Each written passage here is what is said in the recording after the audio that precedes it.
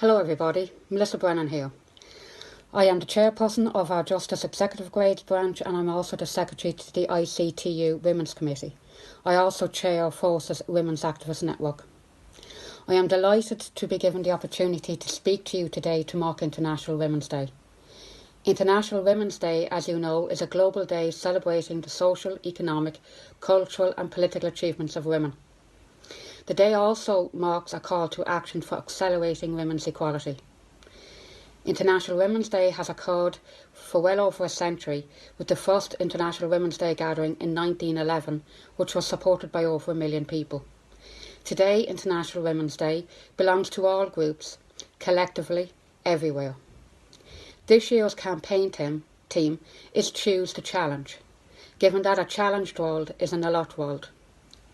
Individually, we are all responsible for our own thoughts and actions all day, every day. We can all choose to challenge and call out gender bias and inequality. We can all choose to seek out and celebrate women's achievements. Collectively, we can all help create a more inclusive world. I was also really pleased to be asked to contribute some pieces to the Union's blog to celebrate International Women's Day this week. In that regard, I chose 2 items where I choose to challenge. I chose to challenge the participation of women in our union. We spend a lot of time as a union challenging employers to ensure that their structures, their processes and their procedures do not discriminate against anyone. The challenge we have for ourselves is to look at ourselves and challenge ourselves and see what we need to do in terms of our own union.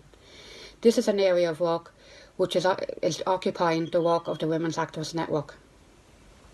The second item that I chose to challenge is an issue of importance to the IT2 Women's Committee, and is an issue that we, as the biggest union in the public service, have a great responsibility and an opportunity to progress. And that is trying to assist those people in a position, mostly women, who suffer violence in the home. Because as we know, violence in the home can affect you in your workplace. Congress have produced some wonderful resources and guidelines for unions, and some unions have developed policies in this area and brought together collective agreements in various employments dealing with domestic violence leave. I choose to challenge our union to progress the development and implementation of such workplace policies in all of our employments, and indeed in our union. Least us not forget, from challenge comes change. So let's all stand up and choose to challenge. Thank you for your time.